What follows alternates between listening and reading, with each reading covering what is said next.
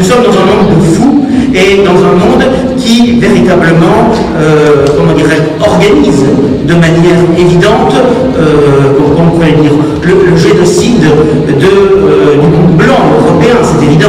On nous parle sans cesse du génocide, mais le vrai génocide, il est en train de se faire depuis plusieurs générations sous nos yeux, de manière silencieuse. Bonsoir à tous, on se retrouve pour une nouvelle vidéo dans laquelle j'ai décidé de traiter un sujet d'actualité. Il s'agit de l'affaire Vincent Lambert. Mais avant de vous parler de cette affaire, je souhaiterais vous présenter quelques ouvrages à lire, dont je vous recommande la lecture. Parce que comme vous le savez tous, je pense, la lecture est essentielle pour former son esprit à la doctrine. Alors, pour commencer, je vais vous parler d'un auteur que vous devez bien connaître, spécialiste du judaïsme politique, qui s'appelle Hervé Ryssen. Alors, je suis en ce moment en train de lire un ouvrage qu'il a écrit qui s'appelle « Histoire de l'antisémitisme et des origines à nos jours ». Et j'ai fini de lire un autre livre du même auteur qui s'appelle « Le fanatisme juif ». Alors, je vous recommande chronologiquement de commencer par l'histoire de l'antisémitisme si vous connaissez mal la question, si vous voulez en savoir plus sur les raisons qui poussent en fait les peuples du monde entier à adopter une position que je qualifierais de judéo-sceptique, parce que le terme d'antisémitisme est assez dévoyé, puisque l'antisémitisme ça regroupe tous les sémites, alors que là il s'agit principalement de la question juive.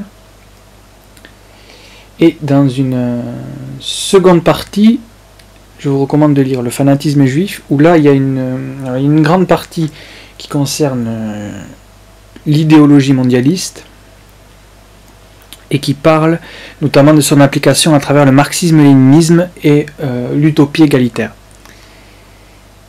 Et ensuite vous avez tout un développement aussi sur la transformation de l'élite juive et son adhésion aux idées libérales. Et puis après, vous avez une étude sur la psychanalyse, des éléments de psychanalyse, etc., etc. Donc voilà les deux ouvrages que je voulais vous présenter. Donc je rappelle, Histoire de l'antisémitisme des origines à nos jours, écrite par un goy. Attendez, je prends le livre. Je suis pas sûr du titre. Oui, non, c'est une erreur que j'ai faite. C'est Histoire de l'antisémitisme vue par un goy et remise à l'endroit. Et donc le fanatisme juif.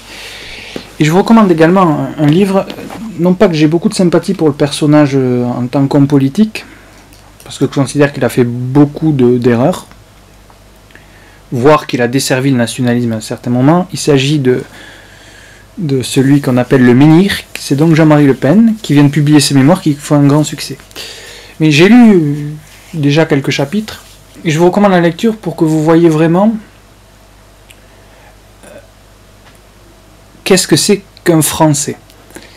Parce que y a quand même une différence entre le domaine politique et le domaine personnel. Et chez Jean-Marie Le Pen, elle est très caractéristique, c'est-à-dire que c'est un grand Français pour moi, c'est-à-dire que c'est quelqu'un qui s'est battu, qui a donné son sang pour la France, mais qui en même temps, politiquement, n'était pas nationaliste. Parce qu'il a été lui aussi baigné par cette idéologie républicaine et démocratique. Mais à travers la lecture de l'ouvrage de Jean-Marie Le Pen, je trouve qu'on a une véritable approche de ce qu'est être français. Dans toutes ses dimensions de courage, d'honneur, etc., etc. Donc je vous en recommande vivement la lecture. Bon. Donc ces conseils faits, je vais aborder le sujet d'aujourd'hui, donc l'affaire Vincent Lambert. L'affaire Vincent Lambert, dont vous avez peut-être entendu parler, mais qui a été relativement peu médiatisée par rapport à la dernière fois, de mon point de vue. On a davantage axé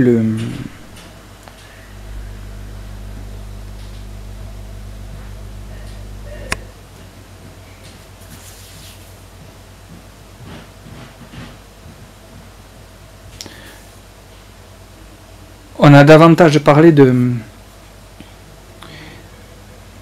l'affaire Vincent Lambert il y a quelque temps qu'à l'occasion de la nouvelle euthanasie qui a été décidée pour lui. Pardon. Et on a davantage entendu parler de l'héritage Johnny Hallyday. Bon. Donc, je vais vous faire un petit rappel chronologique. Donc, aujourd'hui, je voudrais donc vous parler de l'affaire Vincent Lambert. Alors, pour commencer, je vais faire un rapide rappel chronologique.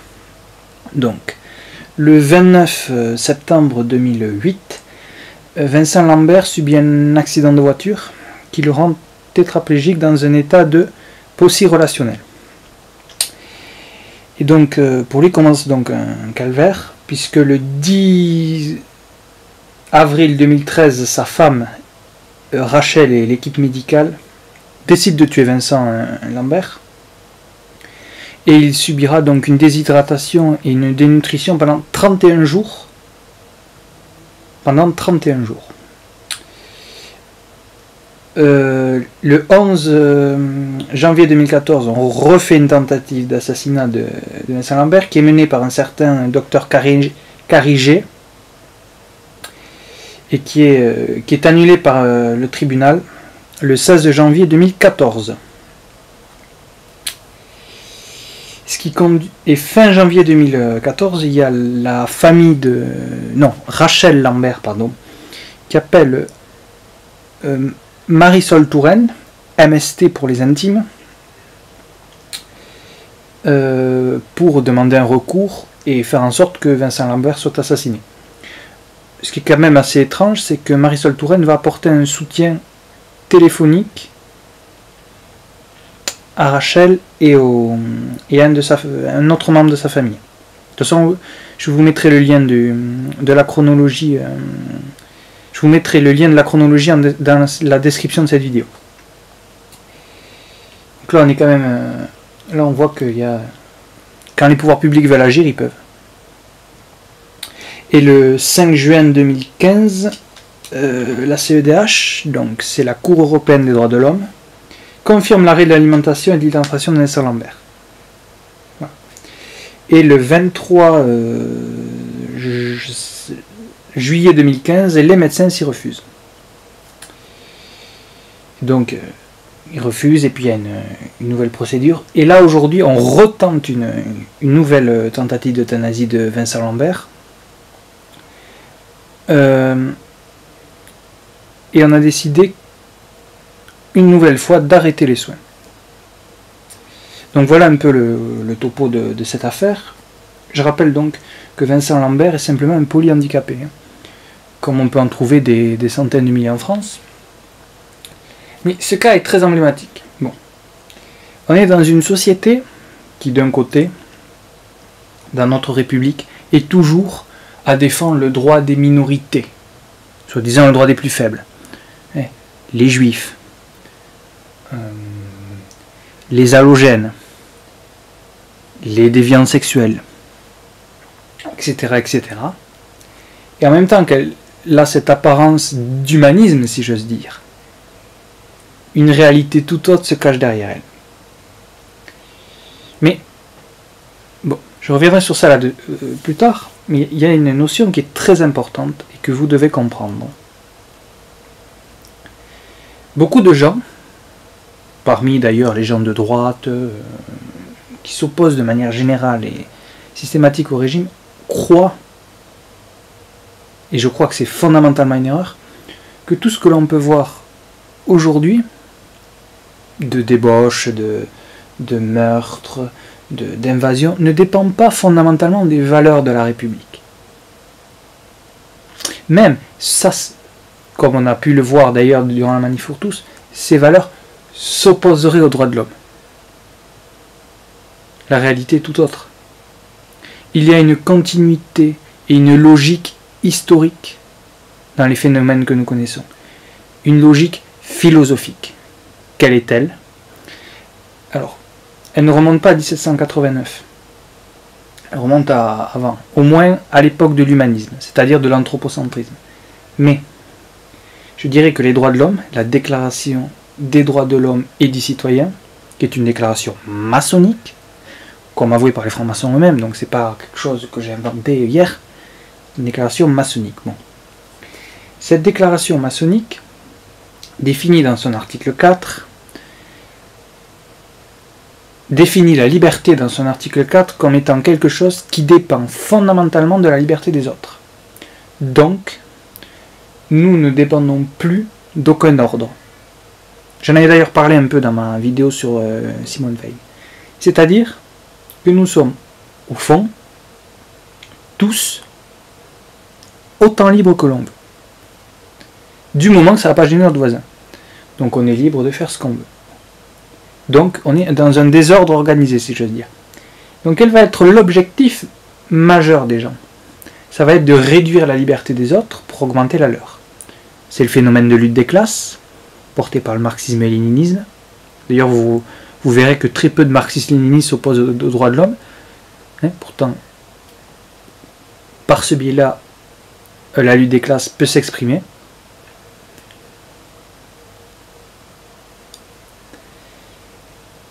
Et on connaît également le phénomène, on peut se foutre à poil parce que ça ne va pas gêner le voisin. Et puis tout un enchaînement de choses qui peuvent être justifiées parce que ça ne gêne pas le voisin. Donc on n'est pas dans une logique d'humanisme au sens chrétien du terme, c'est-à-dire d'attachement à la défense de la vie. On est attaché simplement à la défense des libertés individuelles, non pas dans un cadre et dans un ordre, mais de manière totalement idéologique et satanique, puisque c'est le propre de Satan que de supprimer les valeurs chrétiennes. Et là aussi ça démontre qu'il y a un rôle véritable et nécessaire du catholicisme dans notre société. Bon. Donc, ce qui est d'ailleurs assez paradoxal, c'est que notre société, en même temps qu'elle va promouvoir, comme je disais au début de la vidéo, la gay pride, les défenses des minorités, etc., etc., elle va dans un même temps défendre la mort. Cette affaire l'illustre, mais depuis maintenant des décennies, puisque depuis la loi Veil, on a 600 enfants qui sont tués dans le ventre de leur mère chaque jour. Chaque jour. Dans l'indifférence généralisée. Et on fait en sorte d'assassiner, je dirais, les indésirables. Donc on a ces deux facettes du régime. Défense des droits pour les uns sans que cela soit légitime, dans un regard de bien commun, et d'autre part défense de la mort. Donc il n'y a plus de bien, il n'y a plus de mal, il y a t'es libre, t'es pas libre. C'est tout. Au détriment de la vie de certains, de la liberté de certains. Donc on arrive, de toute façon dans tous ces systèmes-là, on arrive à des abus.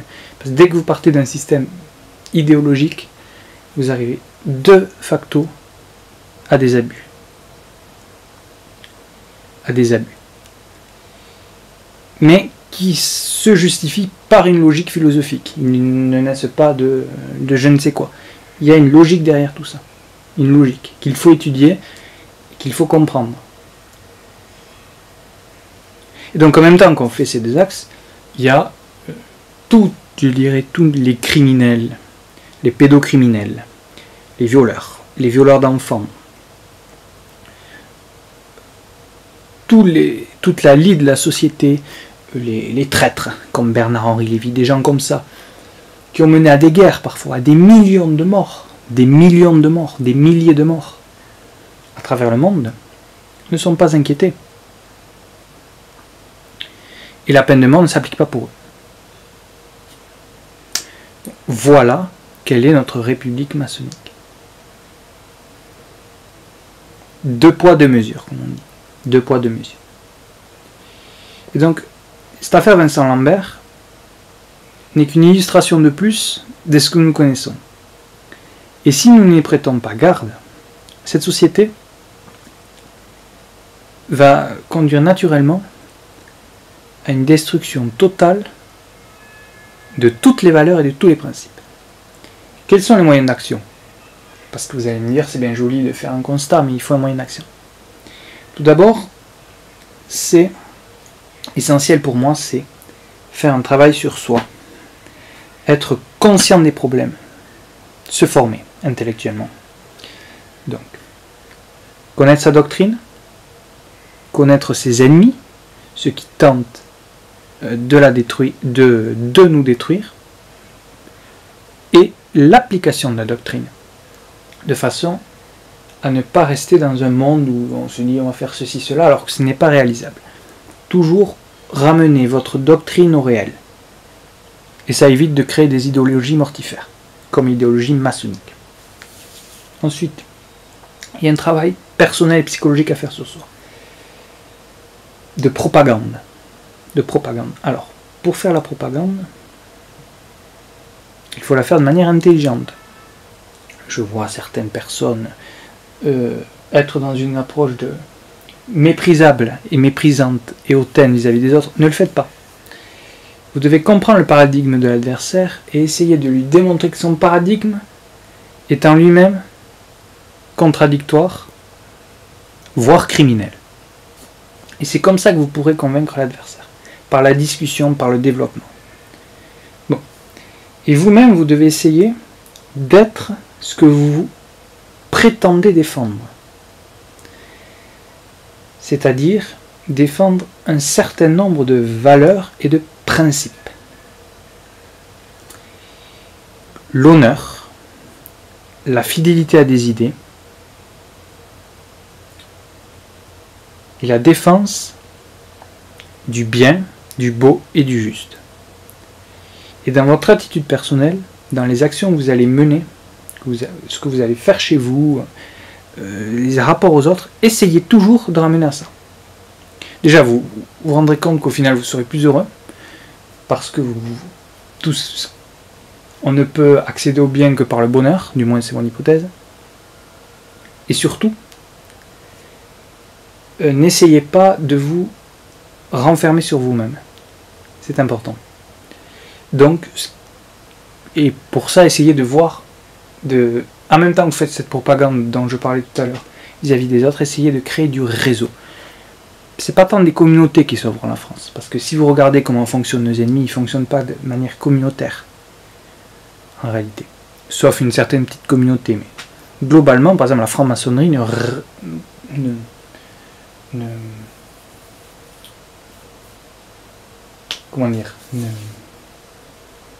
n'applique pas son programme via une communauté, c'est via un réseau. Quelle est la différence? Un réseau, c'est des liens qui vont se faire entre les individus. Alors que la communauté, ça va être un cercle fermé. Cercle fermé qui conduit à déjà beaucoup de problèmes, parce qu'il peut y avoir des dérives sectaires, des dérives claniques et une déstructuration de l'ordre traditionnel en son sein, avec des formes des gens qui vont vouloir au sein de ces communautés prendre le pouvoir, être supérieur à l'un, être supérieur à l'autre. Au final, ça ne va pas fonctionner. Et puis surtout, le système pourra bien plus facilement vous neutraliser. Donc si vous créez du réseau, le système aura beaucoup de mal à vous détruire. D'ailleurs, c'est pour ça qu'ils ont du mal à restreindre Internet. Donc voilà les différents éléments que je vous ai apportés. J'aimerais que vous réagissiez en commentaire, s'il vous plaît, pour apporter des compléments à ce que j'ai dit, de manière constructive et dans un français à peu près correct. Je ne vous demande pas d'écrire comme Molière, mais je vous demande au moins d'avoir un français correct, donc une syntaxe, une orthographe à peu près correcte, de rester poli, sinon je supprimerai les commentaires. Donc je vous invite, alors, j'aime pas trop ça parce que ça fait un peu orgueilleux, mais à mettre un pouce bleu pour le référencement de la vidéo et à vous abonner à cette chaîne. Je vous remercie et n'oubliez jamais, la révolution c'est comme le vent.